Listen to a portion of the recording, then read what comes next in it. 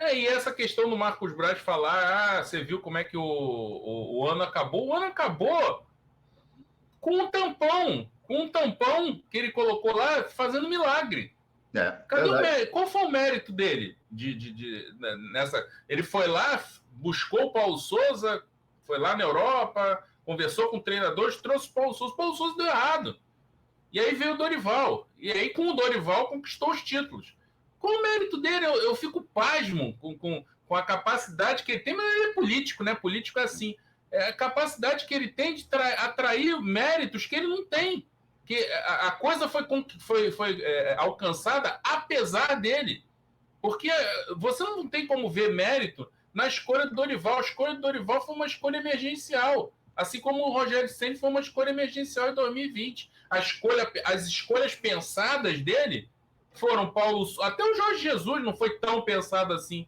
Foi uma oportunidade, o Abel estava mal, a torcida reclamando e tal, aproveitaram a oportunidade e contrataram. Agora, pensado, não, vamos pensar aqui, quem a gente vai contratar? Abel Braga, Domenech, Paulo Souza e Vitor Pereira. E agora o Sampaoli, porque né, teve um interino no meio disso aí. Mas Rogério Ceni e Dorival foi coisa de um dia para o outro. O treinador era demitido num dia e eles estavam contratados no outro. Então, como é que um cara desse pode abrir a boca para falar sobre mérito, sobre entrega? Ele agora está com esse papo. Fizemos a entrega da Libertadores, fizemos a entrega da Copa do Brasil. Parece que foi ele que conseguiu grande coisa, a diretoria grande coisa. Não, foi o treinador que chegou, organizou a coisa e, sem respaldo, teve que fazer uma composição com os jogadores, teve que fazer uma governança, digamos assim, uma gestão sem muita autoridade, justamente porque não tem respaldo. Ou seja, eles só atrapalharam.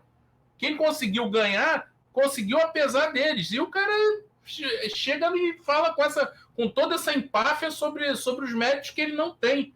O Flamengo ganha as coisas apesar dessa diretoria. É verdade, concordo integralmente com você. Se o Flamengo tivesse uma diretoria profissional no futebol, se houvesse um executivo de profissional sério, esse elenco do Flamengo era para ter ganhado, por incrível que pareça, muito mais do que ganhou. Porque eles ficam dizendo, em 4 anos fizemos 3 finais e ganhamos 2, tá? Se tivesse uma gestão profissional, talvez nesses 4 anos tivesse ganhado 3, ou talvez até as 4.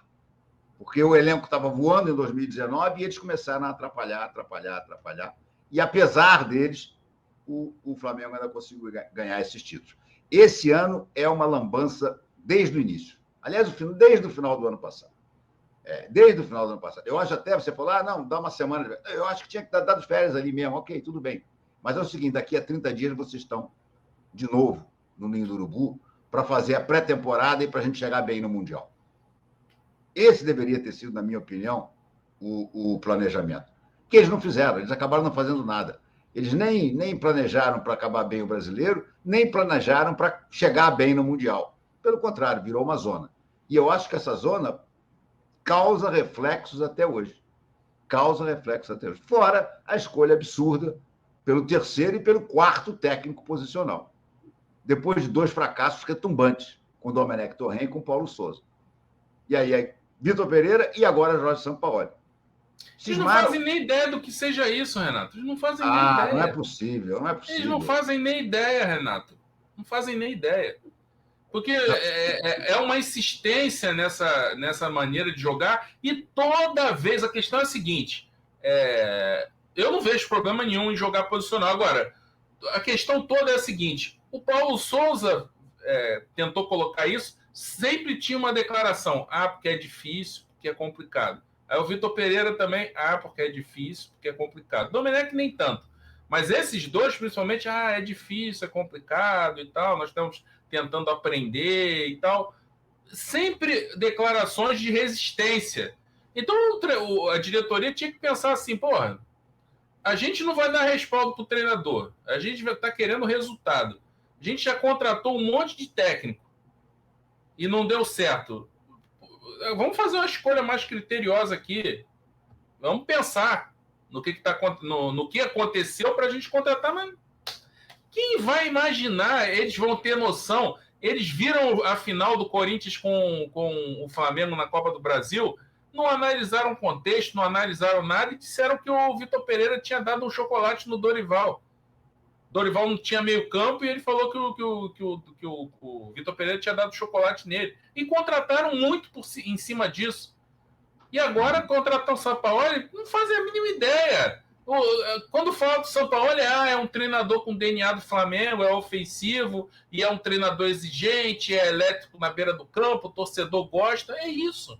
Não passam disso, é uma análise extremamente rasa. Mas aí é que tá o que eu digo. Se tivesse um diretor executivo do ramo e competente, esse tipo de coisa ia ser levado em conta. Ia ter uma capacidade de chegar e analisar e dizer, peraí, não está dando certo porque os jogadores não estão querendo, estão fazendo corpo mole, ou não está dando certo porque a característica desses jogadores não se encaixa no jogo posicional. Agora, eles, concordo com você, eles não conseguem ter esse nível de conhecimento. Para eles, o Vitor Pereira deu um chocolate no Dorival, traz o Vitor Pereira não deu certo, traz o Sampaoli, que é um velho sonho da diretoria. E é mesmo.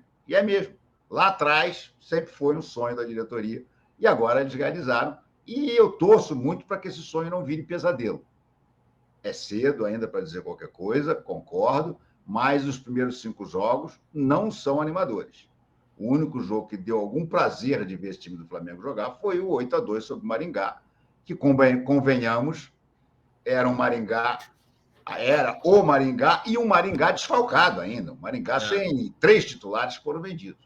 Então, é impressionante. De lá para cá, nada. Não tem nem sinal. Se fosse um ponto de passagem, né, Renato, de uma evolução, né?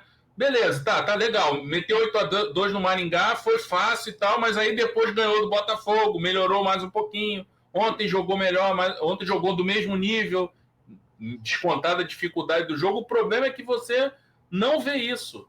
Ou até vê, mas o time não consegue concretizar em resultado, né? Quer dizer, contra o Botafogo, o time jogou mal? Jogou mal porque perder gol não é jogar bem, né? Perder tantas oportunidades assim, você não pode tratar como uma boa partida. E também as falhas defensivas. Não dá. O Flamengo poderia ter vencido, mas não conseguiu. Então, não é só em cima do resultado, é porque as falhas na frente e atrás construíram o que foi o resultado. Então, a gente não viu uma evolução em relação. E ontem, tudo bem, você pode descontar no cilindro, em Avejaneira, pressão e tal, jogo com o Racing, mesmo o Racing estando mal, mas é um jogo na Argentina e tal, você pode dar um chute, mas ainda assim, a oscilação de desempenho, o próprio Sampaoli reconhece isso, né? Que o desempenho está oscilando demais, e falhas em cima de falhas. O que mais irrita são as falhas. Se ainda fosse uma coisa coletiva e você... Mas não, você vê algumas coisas melhorando, mas daqui a pouco alguém perde um gol cara a cara, alguém dá um mole lá atrás, inacreditável.